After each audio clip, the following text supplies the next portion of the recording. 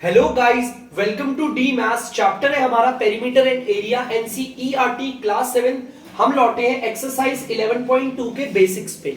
इससे पहले कि बच्चों हम एक्सरसाइज 11.2 आगे को स्टार्ट करें तो हम पहले उसका थोड़ा बेसिक्स पढ़ लेते हैं। तो जैसा कि हमारा ट्राइंगल है पहली फिगर, तो ट्राइंगल को जानते हैं।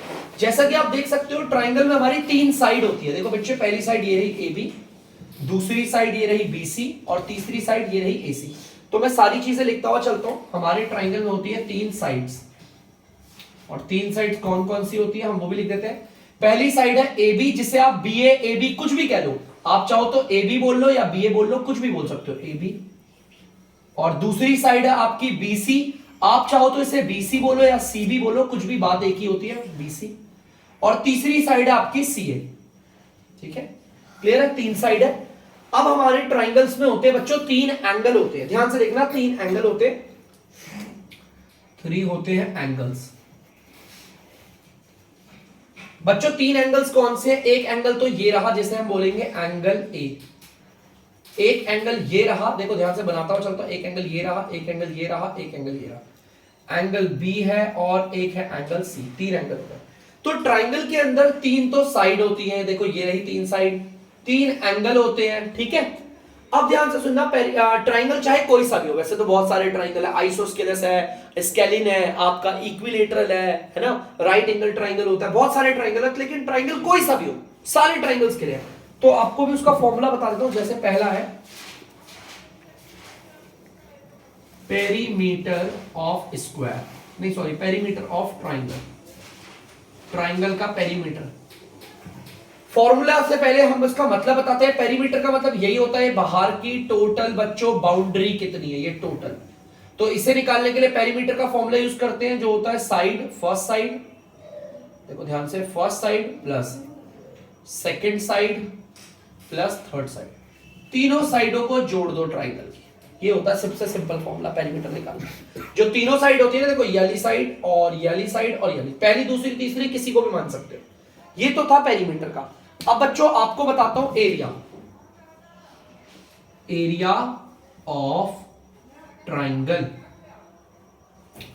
बच्चों एरिया ऑफ ट्राइंगल का मतलब क्या होता है? ये वही अंदर का पोर्शन, ये जो इनक्लोज है ना, ये देखो दिख रहा है ना पार्ट अंदर का, इसे कहते हैं एरिया।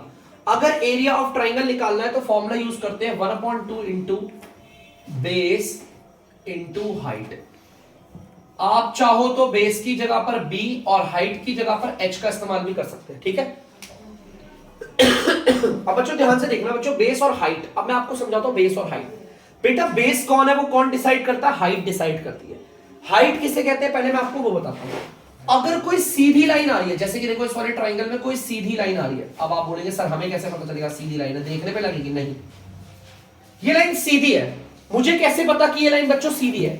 ध्यान से अगर आप लोग देखोगे ना इस लाइन को, तो इस लाइन में सीधी है। मुझे कैसे पता चला? यहां पर 90 डिग्री का एंगल बना दिया इस लाइन पे। देखो इस लाइन पे ये एंगल 90 डिग्री का है ना। अगर किसी लाइन के साथ में 90 डिग्री का एंगल हो, इसका मतलब वो लाइन क्या है? पूरी सीधी। जैसे कि मैं इसको नाम दे देता हूं आपका ए ई नाम लो।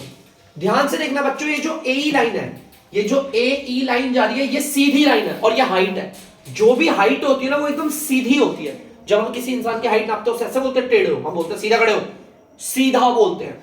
उसी तरह यहां पर सबसे सीधी लाइन कौन सी है? ए ई। मुझे कैसे पता चला बच्चों? इसमें देखो 90 डिग्री, इस ए ई में 90 डिग्री के साइन को देखकर पता चला ये सबसे सीधी है, तो इसे बोलेंगे हाइट।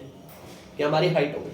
अब हाइट हमारी किसके ऊपर आ रही है भाई? ए बी पे आ रही है, ए सी पे आ रही है या बी सी पे आ रही है? बी सी पे आ रही है ना, तो हाइट जिसके ऊपर आती है उसे बोलते हैं आपका बेस। एग्जाम्पल के लिए हम इसके दो तीन फिगर्स और लेते हैं। ध्यान से देखना बच्चों, मैं दो तीन ट्राइंगल और बना देता हूं। जैसे कि एक ट्राइंगल मैंने ये बना दिया, ध्यान से देखना, इसका नाम है डी ई एफ। अब डी ई एफ में अब मुझे भी कोई भी स्ट्रेट लाइन नहीं दिख रही। ये लाइन सीधी नहीं है, ये लाइन सीधी नहीं है, ये लाइन सीधी नहीं है, क्योंकि इनमें 90 डिग्री का साइन नहीं है। अब एक लाइन देखना ध्यान से, मैं बना रहा हूं। अब ये सीधी है कि नहीं आप डिसाइड करना। इस लाइन का नाम है ई जी। ध्यान से देखना, ई जी ये सीधी लाइन है। मुझे कैसे पता चला ये लाइन सीधी है?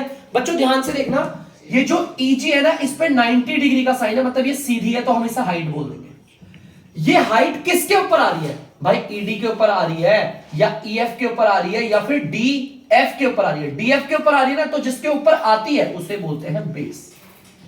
ठीक है, ये हमारा पूरा का पूरा डीएफ हाइट आ रही है इसके ऊपर, हमारी इस वाली के ऊपर आ रही है ना हाइट, देखो इसके ऊपर, तो ये हमारा डीएफ बेस है।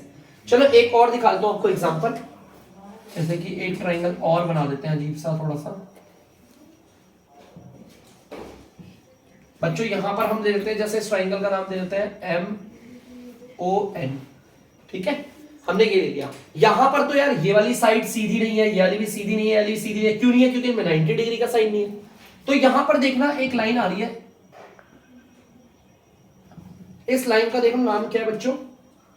NP। और ये सीधी है कि नहीं है? दिस साइड अभी तो नहीं है सीधी, अभी तो नहीं मान सकता मैं, क्योंकि इस लाइन के साथ में कोई 90 डिग्री का साइन नहीं है, लेकिन अब हो गई ये सीधी।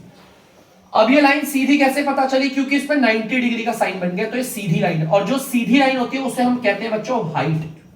अब ये हाइट किस पे आ रही है? ये हाइट आपका ON पे आ रही है या MN पे आ रही है या फिर MO पे आ रही है? भैया ये हाइट जो है वो हमारी MO पे आ रही है, तो ये बेस हो जाएगा। फिर हाइट जिस पे भी आती है हम उसे बेस मान लेते हैं। तो बच्चों 1/2 इंटू बेस इंटू हाइट के लिए हमने हाइट भी पहचानना सीख लिया और बेस भी। इस फॉर्मूले से हमारी बाउंड्री निकलती है और इस वाले फॉर्मूले से निकलता है एरिया। जल्दी से इसे उतार लीजिए बच्चों।